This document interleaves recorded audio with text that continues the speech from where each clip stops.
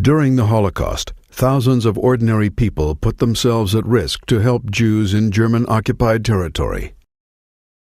In August 1943, the Danish government resigned rather than yield to German demands. German police began arresting Jews on the night of October 1, 1943. Popular protests came from quarters such as churches, the Danish royal family, and social and economic organizations.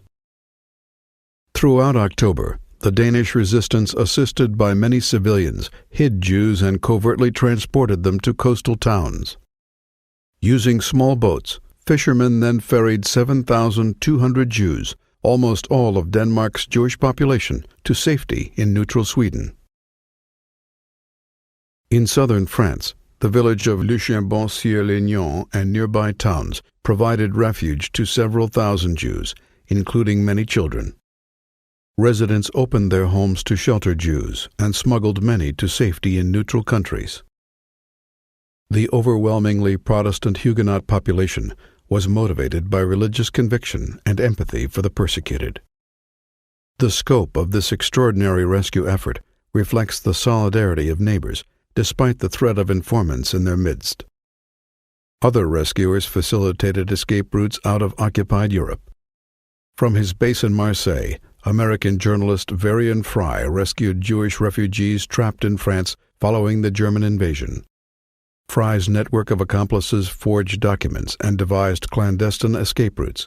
He aided anti-fascist refugees, both Jews and non-Jews, including artists and intellectuals such as painter Marc Chagall, Catholic philosopher Alfredo Mendizabal, and writer Hannah Arendt.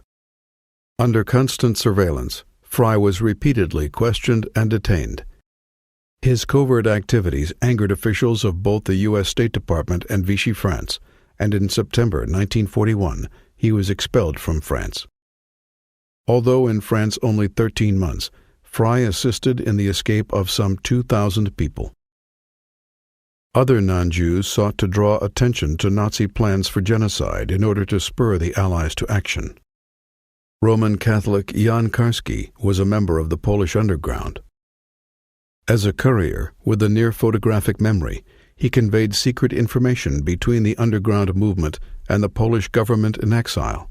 Smuggled in and out of the Warsaw Ghetto and the transit camp at Izbica, he witnessed the horrors suffered by Jews. In 1942, he warned the Polish government in exile in London and senior British authorities of Nazi Germany's plans to murder European Jews.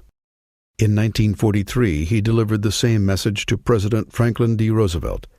His warnings were uniformly greeted with disbelief, apathy, and indifference. In Budapest, Hungary, Swedish diplomat Raoul Wallenberg led an extensive rescue effort. Wallenberg began distributing Swedish protective passports in July 1944 and set up more than 30 safe houses.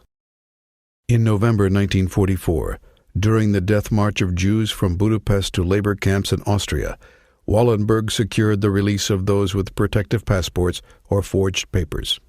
He and his associates rescued tens of thousands of Jews. In January 1945, Wallenberg disappeared while on his way to meet Soviet officials.